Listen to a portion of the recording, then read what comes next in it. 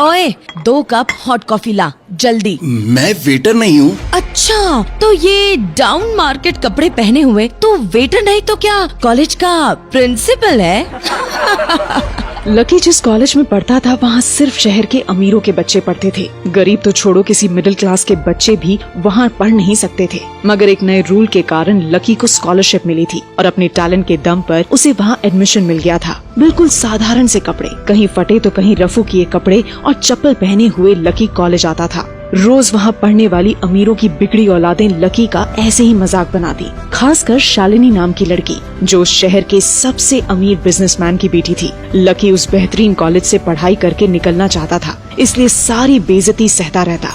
एक दिन छुट्टी होने पर लकी जैसे ही अपनी साइकिल के पास पहुंचा, उसने देखा कि साइकिल के टायर्स की हवा निकली हुई है। क्या हुआ? निकल गई हवा? आज बेचारे राजकुमार को पैदल ही घर जाना पड़ेगा।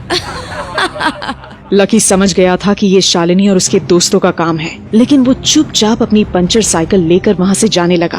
तभी शालिनी को लेने एक चमचमाती महंगी कार वहाँ आकर रुकी। आज ड्राइवर के साथ शालिनी के पापा भी कॉलेज आए थे। शालिनी अपने पापा की कार देखकर बहुत ही खुश हो गई। उतनी महंगी कार कॉलेज में किसी को भी लेने नहीं आती थी। शालिनी जैसे ही कार में बैठी, लकी अपनी पंचर साइकिल लेकर वहाँ से निकला। शालिनी ने विंडो खोला और लकी की तरफ चिल्लर पैसे फेंक दिए। पंचर बनवा लेना। मगर तभी न जाने क्या हुआ कि शालिनी के पापा कार का दरवाजा खोलकर उतरे और लकी के सामने हाथ जोड़े खड़े हो गए। अरे सर, आप भी इसी कॉलेज में पढ़ते हैं? शालिनी की इस हरकत को माफ कर दीजिएगा, पर आप इतने गंदे कपड़े, ये टूटी साइकिल। शालिनी ये देखकर हैरान हो गई। वो तो सपने में भी नहीं सोच सकती थी कि उसके पापा किसी के सामने हाथ जोड़कर खड़े होंगे, वो भी इस भिखारी जैसे दिखने वाले लड़के के सामने। कभी नहीं। इससे पहले कि शालिनी कुछ समझ पाती, उसके पापा लकी को लेकर कार तक आए और बोले, शालिनी बेटा, तुम इस कार से उतरो। मैंने हमारे लिए दूसरी कार मंगा ली है, इस कार से इन्हें जाने दो। व्हाट? पापा आप इस भीख मंगे को इस कार में भेजकर खुद धूप में खड़े रहेंगे? तुम बस इतना समझो कि इन्हीं के कारण आज तुम और मैं इतनी महंगी कार में घूमने की हैसियत रखते हैं, समझी? शालिनी कुछ समझ नहीं पा रही थी। आखिर कौन है ये लकी? क्या संबंध है शालिनी के पापा का उससे? आखिर क्यों लकी कॉलेज में इस तरह आता है? क्या होगा जब कॉलेज के बाकी अमीरजादों के बीच लकी का राज खुलेगा? सुनते रहिए आगे की कहानी और जानिए क्या हुआ लकी की जिंदगी में। कहते हैं दिल्ली दिल बरों की है, दिल जलों की है। कहते तो ये भी हैं कि दिल्ली दिल फरेबों की भी है। और लकी यानी कि लक्ष्मण लाल अग्रवाल में ये सारे गुण मौजूद थे। लोग उसकी शक्ल को देखकर ही कह देते थे, अबे दिल्ली से हो क्या? लकी वैसे दिखने में स्मार्ट और अट्रैक्टिव था, पर जेब से खस्ता हालत होने की वजह से रहता बेहद सिंपल तरीके से था। शर्ट का रंग उड़ा हुआ और पैंट से पैबंद जुड़ा हुआ।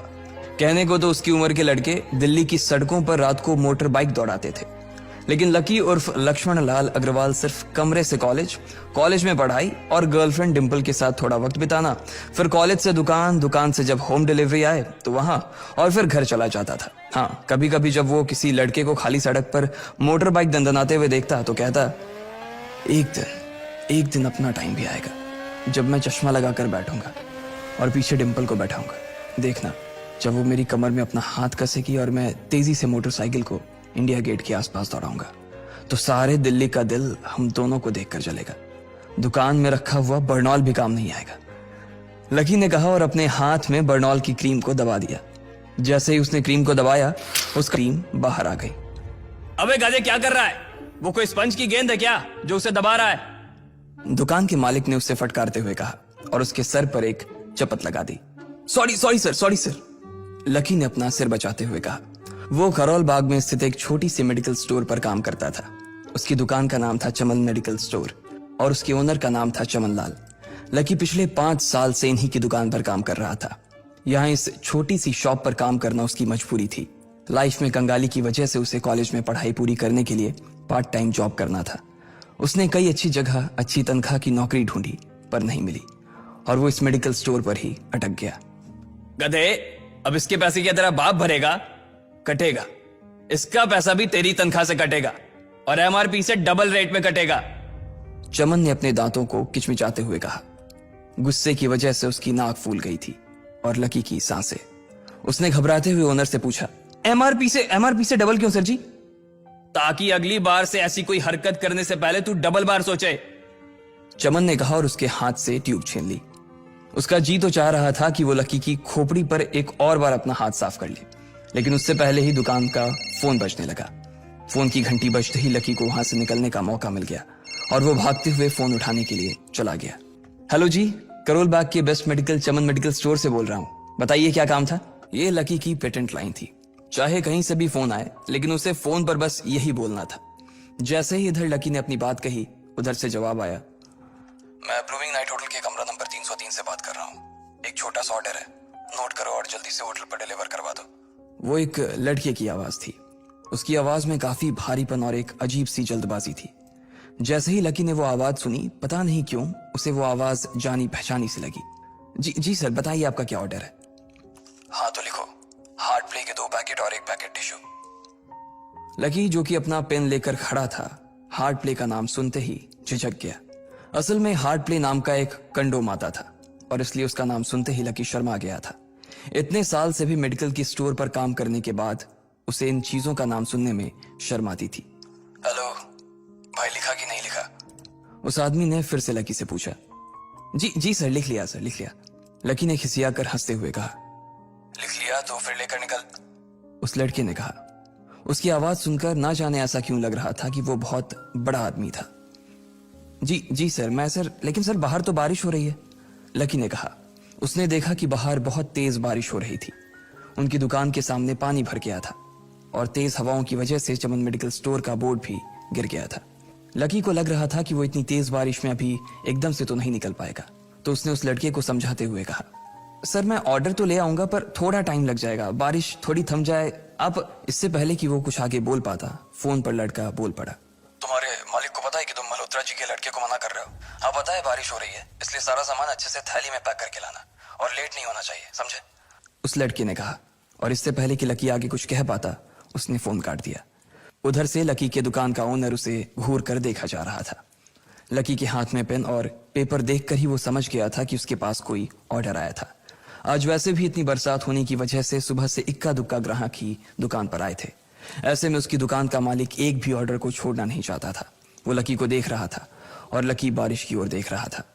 बारिश का बहाना नहीं चलेगा, जाना पड़ेगा, चमन लाल ने कहा। मैं बहाना नहीं कर रहा सर, थोड़ी बारिश धीमी हो जाए तो मैं चला जाऊंगा। अभी आप खुद ही देखिए कितनी तेज बारिश है। वो पता नहीं कोई मिस्टर मल्होत्रा का कोई बेटा कुछ ज्यादा ही जल्दी में था, मैं साइकिल से तो पहुंच नहीं पाऊंगा इतनी जल्दी। लकी ने उनकी ओर देखते हुए कहा। क्या कहा? मिस्टर मल्होत्रा जी का बेटा? तू मेरी दुकान बंद करवाएगा क्या? अभी क्या भी निकल उनका ऑर्डर लेके, वो हमारे बहुत पुराने कस्टमर है, चमन ने कहा। पर लकी ने कहा ही था कि चमन बोला। पर कुछ नहीं, तू मेरी मोटरसाइकिल ले जा, उसने गुस्से में कहा। अरे सर जी, 200 के ऑर्डर में मुश्किल से 40 रुपए बचेंगे, इससे 3 गुने का तो पेट्रोल ही लग जाएगा, और अगर गाड़ी रास्ते में बंद हो गई तो अलग से खर्चा, लकी ने समझाते हुए कहा। वो जानता था कि उसका मालिक इन सब बातों पर ध्यान नहीं देने वाला। चमन लाल बोला, कोई बात नहीं, तू जा, चाहे जो हो जाए ग्राहक नाराज नहीं होना चाहिए, और वैसे भी वो मल्होत्रा जी का बेटा है। चमन लाल ने मोटरसाइकिल की चाबी लकी की ओर उछालते हुए कहा। लकी ने चाबी ली। उसे देखकर उसके अंदर मिक्स फीलिंग आ गई। एक तो वो बहुत खुश हुआ कि बड़े दिनों बाद बाइक चलाने को मिलेगी, पर वहीं दूसरी तरफ दुखी इसलिए हुआ कि बाइक मिली भी तो ऐसी तेज बारिश में, अगर खराब हो गई तो इसकी चपत भी उसके सिर पर ही पड़ेगी। वो मुंह लटकाकर रेनकोट और हेलमेट पहनते हुए वहां से निकल गया। बाहर आकर बाइक को देखा तो लकी ने मन में सोचा, चलो ठीक है, जो होगा देखा जाएगा, कम से कम बाइक तो चलाने को मिल रही है। दरअसल लकी इतने साल काम करने के बाद भी अपने लिए एक मोटरसाइकिल नहीं ले पाया था। लकी की तनख्वाह ही इतनी भर थी कि सिर्फ उसके कमरे का किराया, उसकी साइकिल में डालने वाली हवा का खर्च, बिजली पानी का बिल और डिम्पल के साथ महीने में 1-2 बार बाहर खाने का खर्चा ही निकल पाता था। उसे डिम्पल की कही बात अक्सर याद आती थी। लकी, अगर अगले 2 महीने में तूने बाइक नहीं खरीदी ना तो मैं तेरे से ब्रेकअप कर लूंगी, देखना। असल में डिम्पल को लकी के साथ बाइक पर घूमने की बड़ी तमन्ना थी। लकी की इस उजाड़ जिंदगी में एक वही तो थी जिसके लिए जिंदा रहने को उसका जी चाहता था। जब भी वो उससे बाइक की बात करती तो लकी डिम्पल की इस बात को हंसकर टाल देता था। वो अपने मन में इस बात को अच्छे से जानता था कि डिम्पल उससे बहुत प्यार करती थी और वो उससे कभी छोड़कर नहीं जा सकती थी। वो दोनों एक दूसरे में ऐसे घुले मिले थे जैसे बादल बरसात में घुल जाती है। लकी को डिम्पल बहुत पसंद थी और वो उसके लिए दुनिया जहां की खुशियां खरीद कर ला देना चाहता था। वो चाहता था कि एक दिन वो डिम्पल को प्लेन में बैठाए, लेकिन उसके ये सब ख्वाब इस कम तनख्वाह की नौकरी की वजह से कभी पूरे नहीं होने वाले थे। पर आज उसके पास एक मौका था वो डिम्पल को अपने साथ इस बारिश में राजपथ घुमाना चाहता था। वो उसे दिल्ली दिखाना चाहता था। चमनलाल को देने के लिए उसने पहले से ही बहाना सोच रखा था। बस जल्दी से वो ये डिलीवरी देकर सीधे डिम्पल के पास ही जाने वाला था। उसने होटल ब्लूमिंग नाइट के बाहर मोटर बाइक पार्क की और सीधे होटल के अंदर चला गया। लकी ने रिसेप्शन पर पहुंचकर नमस्ते करते हुए रिसेप्शनिस्ट को बोला, जी मैं चमन मेडिकल स्टोर से आया हूं, रूम नंबर 303 का ऑर्डर था सर। रिसेप्शन पर खड़ा आदमी उसके हाथ में काली थैली को देखकर समझ गया था कि उसमें क्या था और वो मंद ही मंद मुस्कुराते हुए बोला, 3rd फ्लोर पर है, लिफ्ट से चले जाओ, रेनकोट यहीं उतार देना। जैसा उस आदमी ने कहा लकी ने ठीक वैसा ही किया और लिफ्ट में चढ़ने के कुछ ही देर बाद वो तीसरे माले पर पहुंच गया था। वो रूम नंबर 303 के बाहर पहुंचा और उसने डोरबेल बजाई। जैसे ही दरवाजा खुला लकी ने थैली आगे बढ़ाते हुए कहा, नमस्ते, मैं चमन मेडिकल स्टोर से लकी, ये आपका। इससे पहले कि लकी आगे कुछ कह पाता उसकी आंखें फटी की फटी रह गई थी। उसने अपने सामने जो देखा उसके बाद उसे ऐसा लगा कि बंद छत के नीचे भी उसके ऊपर आसमान से आकर एक जोरदार बिजली गिर गई थी। उसके सामने एक लड़की खड़ी थी। वो लड़की और कोई नहीं बल्कि उसकी गर्लफ्रेंड डिम्पल ही थी। उसने एक पर्पल कलर का नाइट गाउन पहन रखा था। उसके काले घने बाल गीले थे और उसने उन्हें अपने कंधे पर फैला रखा था। उसकी खुशबू से ही ये चीज साफ पता चल रही थी कि वो अभी अभी नहा कर आई थी। डिम्पल, तुम यहाँ क्या कर रही हो? लकी को अपनी आंखों पर विश्वास ही नहीं हो रहा था। उसने 2 बार अपनी पलकें झपका कर देखा, लेकिन दोनों बार ही उसे अपने सामने डिम्पल ही नजर आई। तुम यहाँ क्या मेरा पीछा करते हुए आए हो लकी? डिम्पल ने उल्टा उसी के ऊपर पलटवार करते हुए कहा। लकी को देखकर उसके दिल की धड़कन भी तेज हो गई थी। उसे उम्मीद नहीं थी कि लकी यहाँ आ जाएगा। उसने ना तो सुबह से उसे फोन किया था और ना ही उसके मैसेज का कोई जवाब दिया था। वो अपने मन में सोचकर बैठी थी कि वो अगले दिन खुद ही उससे मिलकर बोल देगी कि उसकी तबीयत खराब थी। डिम्पल बेबी, क्या हो गया? किससे बात कर रही हो? अचानक से एक गबरू जवान सा लड़का दरवाजे के पास आकर खड़ा हो गया था। उसने बनियान पहन रखी थी। लकी उसे पहचान गया था।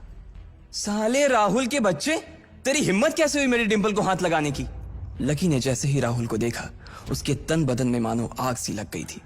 वो उसे इस वक्त इतना बुरा मारना चाहता था, इतना बुरा पीटना चाहता था जिसकी कोई हद सीमा नहीं थी। लकी जिस कॉलेज में पढ़ता था राहुल और डिम्पल भी उसी में पढ़ते थे और वो कॉलेज राहुल के फादर का ही था। डिम्पल ने राहुल के पिता की एक कंपनी में जॉब पकड़ ली थी और राहुल उस पर बहुत लाइन मारता था।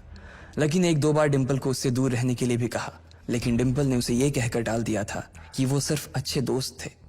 आज भी इससे पहले कि वो आगे बढ़ता डिम्पल उन दोनों के बीच आ गई। रुक जाओ, डिम्पल ने गुस्से में कहा और लकी के सीने पर हाथ रखकर उसे रोक दिया। लकी लंबी सांसें ले रहा था और कुछ ही सांसों के बाद उसका गुस्सा शांत हो गया। अब डिम्पल के पास भी छुपाने के लिए कुछ नहीं था, इसलिए उसने लकी से कहा, लकी, आज से तुम्हारा और मेरा ब्रेकअप। ब्रेकअप? लकी के पैरों के नीचे से जमीन खिसक गई थी। उसकी आंखें नम हो गई।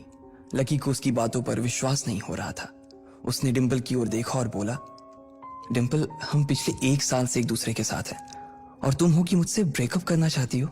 अरे मैं तो तुम्हारे लिए नई बाइक लेने वाला था। चल रहने दे, आज ही याद आई है तुझे बाइक की। अरे तेरे पास मुझे बाहर घुमाने के लिए, खिलाने पिलाने के लिए पैसे तो है नहीं। तू कहां से लेगा बाइक? और अगर ले भी लेगा तो उसमें पेट्रोल कहां से डलवाएगा? तेरी 8,000 रुपए महीने की नौकरी, उसमें होगा ये सब?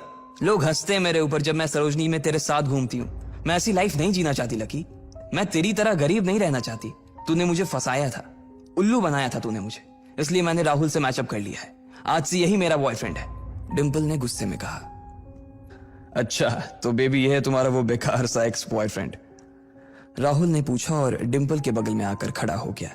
फिर उसने लकी के हाथ से थैली उठाई और उसमें से हार्ड प्ले का पैकेट निकालकर उसे चिढ़ाने के लिए उसे हवा में लहराने लगा। बाप रे, इससे बदकिस्मत इंसान इस दुनिया में और कौन होगा? राहुल ने उसकी टांग खींचते हुए कहा। लकी के पास उसकी बात का कोई जवाब नहीं था।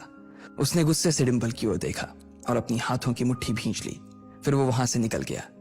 अबे पैसे तो ले जा, सब कुछ फ्री में देता जाएगा क्या? राहुल ने जोर से ठहाके लगाते हुए कहा, लेकिन लकी बिना उसकी बात सुनते ही निकल गया। उसके दिमाग में डिम्पल के कहे शब्द गूंज रहे थे। उसने कभी सपने में नहीं सोचा था कि डिम्पल उसके साथ कुछ ऐसा भी कर सकती थी। जिस इंसान के लिए वो इतना कुछ करना चाह रहा था उसे उसकी कोई कदर ही नहीं थी। लकी इतना हताश हो गया था कि बुरी तरह से रोने लगा। इस बार वो लिफ्ट से नहीं बल्कि सीढ़ियों से नीचे उतरा और एक ही एक सीढ़ी उतरने के साथ उसके आंसू आंखों से छलकते जा रहे थे। जब उसकी आवाज सुनकर कुछ लोग अपने कमरे से बाहर आए तो लकी ने तुरंत अपने आंसू पोंछे और तेजी से वहां से भाग गया। उसे जिंदगी में पहली बार प्यार हुआ था और पैसों की कमी की वजह से ना सिर्फ उसका प्यार बल्कि उसकी पूरी जिंदगी बर्बाद हो गई थी।